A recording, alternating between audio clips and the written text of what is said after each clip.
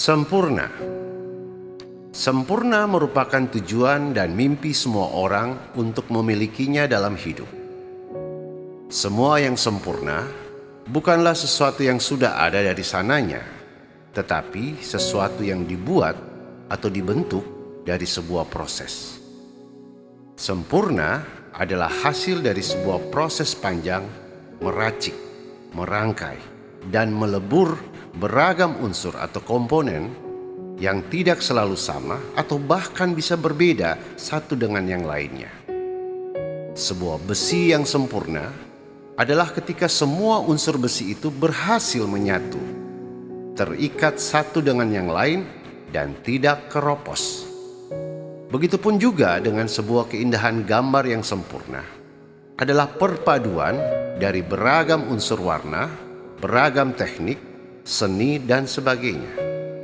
Dengan kata lain, kesempurnaan adalah hasil dari proses perpaduan yang seimbang dan utuh atau solid. Jika tidak, maka hasilnya tidak sempurna atau kita sebut cacat. Bicara tentang bagaimana memadukan beragam hal menjadi satu kesatuan yang utuh sebagai inti dari sebuah kesempurnaan, maka kita harus tahu apa prasyaratnya sebuah kesempurnaan. Dan prasyaratnya adalah ada yang melengkapi. To complete.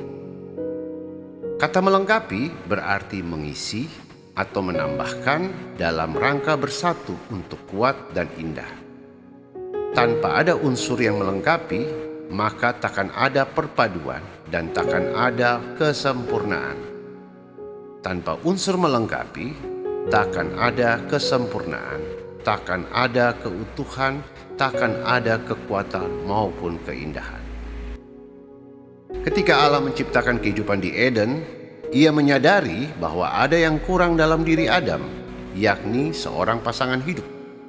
Karena itulah Hawa diciptakan di kemudian hari untuk melengkapi kehidupan Adam. Alasan yang sama juga terlihat ketika Allah melamar Yusuf untuk menikahi Maria. Sekalipun Allah tidak membutuhkan Yusuf agar Maria hamil, melainkan supaya Yusuf melengkapi Maria sebagai suami istri dan menjadi orang tua serta keluarga yang utuh bagi Yesus sebagai anak manusia yang normal. Tanpa ada fungsi melengkapi, maka tak akan ada kesatuan, takkan ada keutuhan maupun kesempurnaan. Inilah rumus kesempurnaan yang selalu Yesus ucapkan tentang hubungan Dia dengan Sang Bapa, yakni supaya Bapa di dalam aku dan aku di dalam Bapa, dan Dia pun mengucapkan itu kepada murid-muridnya. Saya ingin mengutip dari Yohanes 17 ayat 20-21. Di situ Yesus berdoa begini, "Dan bukan untuk mereka ini saja aku berdoa, tetapi juga untuk orang-orang yang percaya kepadaku oleh pemberitaan mereka, supaya mereka semua menjadi satu, sama seperti Engkau ya Bapa di dalam aku, dan aku di dalam Engkau, agar mereka juga di dalam kita." Persoalannya kini, ada banyak sekali komponen kehidupan yang tidak mudah untuk dipadukan menjadi satu. Sebab, tidak semua komponen hidup adalah sama atau bahkan bisa saling melengkapi. Oleh sebab itu, kesempurnaan selalu menjadi misteri. Selalu menjadi sebuah teka-teki, sebuah puzzle, hingga sebuah rahasia yang dicari banyak orang. Ada orang yang pernah berhasil dan menuliskan resep itu, menuliskan tipsnya, formulanya, bahkan obatnya. Namun rupa-rupanya itu tidak berlaku untuk semua orang dan bahkan bisa menghasilkan kecacatan bagi orang lain. Jika misteri kesempurnaan itu ibarat potongan-potongan puzzle yang harus disusun menjadi sebuah sketsa gambar yang indah, bagaimanakah kita menyusunnya menjadi utuh? Jika sketsa gambar indah itu adalah hidup bahagia, hidup sukacita, hidup yang diberkati, atau bahkan hidup pelayanan gereja, bagaimanakah kita mampu menyusunnya? Dalam 1 Korintus 12 Paulus menyampaikan sebuah teologi kehidupan pelayanan yang di dalamnya ada petunjuk untuk membantu kita merangkai semua puzzle kehidupan.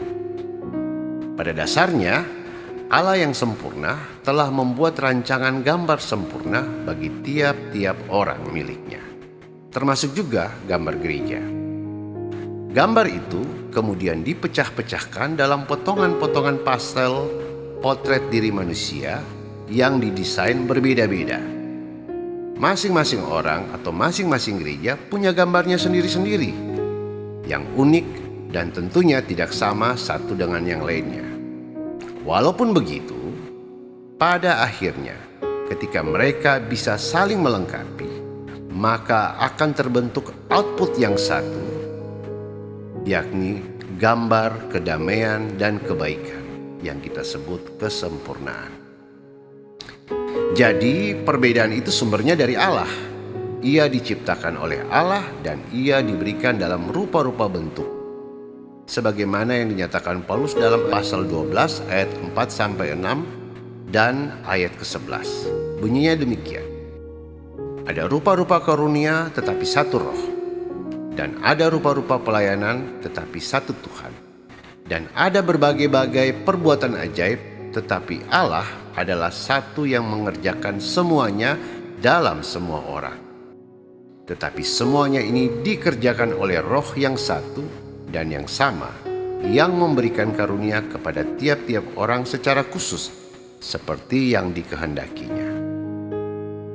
Respons umum pikiran dunia atas fakta adanya perbedaan adalah tidak cocok atau tidak matching dan sulit bersatu. Di sini, cara berpikir dunia memandang perbedaan adalah masalah. Sebaliknya, cara berpikir rohani justru memandangnya sebagai jalan menuju kesempurnaan. Mengapa demikian?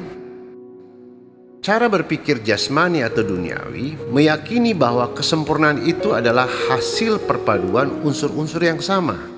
Sedangkan bagi cara berpikir rohani, kesempurnaan itu adalah proses melengkapi dari semua unsur yang tidak sama atau bahkan unsur yang bertentangan satu dengan yang lainnya.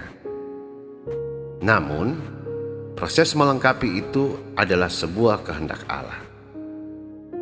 Kita tentu masih ingat penolakan Ananias terhadap Saulus tak kala ia diutus Yesus mengurapi Saulus untuk menjadi rasul. Sebab Saulus is not a good guy. Saulus adalah orang jahat dalam pandangan Ananias. Sedangkan kriteria pengikut Yesus haruslah orang baik. Karena itu Ananias menggunakan cara berpikir dunia dan ia mempertanyakan kehendak Yesus. Dalam Kisah Rasul 9 ayat 13-16, Ananias menjawab, "Tuhan, dari banyak orang telah kudengar orang itu betapa banyaknya kejahatan yang dilakukannya terhadap orang-orang kudus-Mu di Yerusalem. Dan ia datang kemari dengan kuasa penuh dari imam-imam kepala untuk menangkap semua orang yang memanggil nama-Mu." Tapi apa jawab Tuhan? Tetapi firman Tuhan kepadanya, "Pergilah, sebab orang ini adalah pilihanku untuk memberitakan namaku kepada bangsa-bangsa lain serta raja-raja dan orang-orang Israel. Aku sendiri akan menunjukkan kepadanya betapa banyak penderitaan yang harus ia tanggung oleh karena namaku." Ada lagi contoh lain, misalnya penolakan Petrus atas ucapan Yesus bahwa dirinya sebagai anak Allah akan disalibkan dan mati. Bagi Petrus, hidup anak Allah adalah ibarat red carpet kemuliaan, bukan kesengsaraan atau bahkan kesialan. Markus 8 ayat 32-33 dikatakan begini, "Tetapi Petrus menarik Yesus ke samping dan menegur dia. Maka berpalinglah Yesus dan sambil memandang murid-muridnya, ia memarahi Petrus, katanya, 'Enyahlah iblis, sebab engkau bukan memikirkan apa yang dipikirkan Allah, melainkan apa yang dipikirkan manusia.'" Jemaat yang dikasihi Kristus, Paulus menyadari adanya dua pola pikir dalam pelayanan. Karena itulah ia menggunakan ilustrasi gambar tubuh Kristus sebagai gambar penuntun pikiran para pelayan Tuhan dalam memandang keragaman dan perbedaan yang terjadi dalam kacamata melengkapi dan bukan dalam kacamata masalah. Ada baiknya kita baca kembali apa yang disampaikan Paulus dalam pasal 12 ayat 12 sampai dengan ayatnya yang ke-31. Karena sama seperti tubuh itu satu dan anggota-anggotanya banyak, dan segala anggota itu sekalipun banyak merupakan satu tubuh, demikian pula Kristus. Sebab dalam satu roh kita semua, baik orang Yahudi maupun orang Yunani, baik budak maupun orang merdeka, telah dibaptis menjadi satu tubuh, dan kita semua diberi minum dari satu roh. Karena tubuh juga tidak terdiri dari satu anggota, tetapi atas banyak anggota. Andai kata kaki berkata, karena aku bukan tangan, aku tidak termasuk tubuh, jadi benarkah ia tidak termasuk tubuh? Dan andai kata telinga berkata, karena aku bukan mata, aku tidak termasuk tubuh, dan benarkah ia tidak termasuk tubuh? Andai kata tubuh seluruhnya adalah mata, di manakah pendengaran? Andai kata seluruhnya adalah telinga, di manakah penciuman? Tetapi Allah telah memberikan kepada anggota masing-masing secara khusus suatu tempat pada tubuh seperti yang dikehendakinya. Andai kata semuanya adalah satu anggota, di manakah tubuh? Memang ada banyak anggota, tetapi hanya satu tubuh. Jadi mata tidak dapat berkata kepada tangan, aku tidak membutuhkan engkau, dan kepala tidak dapat berkata kepada kaki, aku tidak membutuhkan engkau. Malahan justru anggota-anggota tubuh yang nampaknya paling lemah yang paling dibutuhkan. Dan kepada anggota-anggota tubuh yang menurut pemandangan kita kurang terhormat, kita berikan penghormatan khusus. Dan terhadap anggota-anggota kita yang tidak elok, kita berikan perhatian khusus. Hal itu tidak dibutuhkan oleh anggota-anggota kita yang elok. Allah telah menyusun tubuh kita begitu rupa, sehingga kepada anggota-anggota yang tidak mulia diberikan penghormatan khusus. Supaya jangan terjadi perpecahan dalam tubuh, tetapi supaya anggota-anggota yang berbeda saling memperhatikan. Karena itu, jika satu anggota menderita, semua anggota turut menderita. Jika satu anggota dihormati, semua anggota turut bersukacita. Kamu semua adalah tubuh Kristus dan kamu masing-masing adalah anggotanya. Jelas, pola pikir rohani Paulus menerima perbedaan dan keragaman dalam hidup bukan sebagai masalah, tapi sebagai jalan untuk mewujudkan gambar Kristus yang sempurna dengan cara saling melengkapi. Itulah penuntun kita dalam merangkai dan menyusun puzzle kehidupan yang terlihat berbeda, yakni kita harus punya preview. Preview adalah sebuah bayangan tentang apakah sketsa gambar sempurna yang Tuhan tetapkan untuk kita, untuk gereja dan untuk pelayanan. Paulus menyebutkan gambar itu adalah tubuh Kristus. Preview itu adalah tubuh Kristus. Lantas bagaimana dengan gambar hidup kita?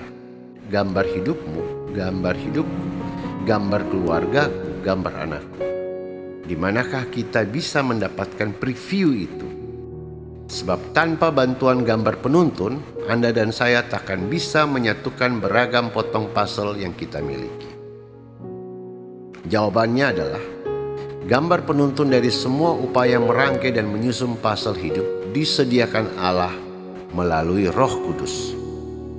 Itulah alasan utama Yesus mewariskan kita kekuatan Roh Allah, sebab Roh Kudus adalah gambar itu, sekaligus kunci kemampuan menyusun kembali gambar sempurna tentang hidup yang dibuat Allah bagi setiap orang maupun gereja. Hanyalah Roh Kudus yang bisa menuntun pikiran manusia yang duniawi ke arah pikiran yang rohani untuk menemukan rahasia saling melengkapi dari unsur-unsur yang berbeda. Hanyalah Roh Kudus yang bisa menuntun menjadi jalan penuntun untuk meracik, memadukan dan menyatukan semua potongan puzzle hidup yang berbeda menjadi satu kesatuan gambar yang sempurna. Dengan demikian jelas bahwa selama kita belum bisa menggunakan pikiran rohani yang dituntun Roh Kudus dalam menghadapi keragaman dan perbedaan, kita akan selalu mengeluh, kita akan selalu marah dan stres akibat setumpuk masalah yang dipicu karena perbedaan-perbedaan. Panggilan hidup orang percaya dan panggilan pelayanan adalah bukan untuk melakukan voting atas dasar kekuasaan ataupun like or dislike, tapi panggilan untuk meracik, merangkai gambar kehidupan yang Tuhan berikan. Hanya dalam tuntunan Roh Kudus kita mendapat preview atau gambar penuntunnya. Hanya dalam bantuan Roh Kudus kita diberi kemampuan untuk bisa menerima perbedaan bukan sebagai masalah tetapi sebagai jalan. Karena itu, kita harus senantiasa berdoa meminta Roh Kudus menuntun pikiran dan emosi kita supaya berhikmat dalam menata hidup, menata pelayanan, termasuk menghormati perbedaan dan menemukan cara memadukan semua perbedaan itu menjadi gambar yang utuh dan sempurna. Pada akhirnya, bukanlah tidak mungkin penolong kita adalah mereka yang mungkin selama ini kita abaikan. Bisa jadi bukan seekor kuda yang Tuhan berikan bagi kita, tapi seekor keledai. Bisa jadi bukan roti mana dari langit yang Tuhan berikan, tapi bekal sisa 5 roti dan 2 ikan. Bisa jadi gambar kita bukan dilayani, tapi melayani. Semuanya tergantung gambar penuntun yang diberikan Roh kepada kita. Finally, semua kebahagiaan akan terukir sempurna saat muncul pengakuan "You complete me." Selamat menyusun puzzle gambar kehidupanmu dan pelayanan di gereja. Amin.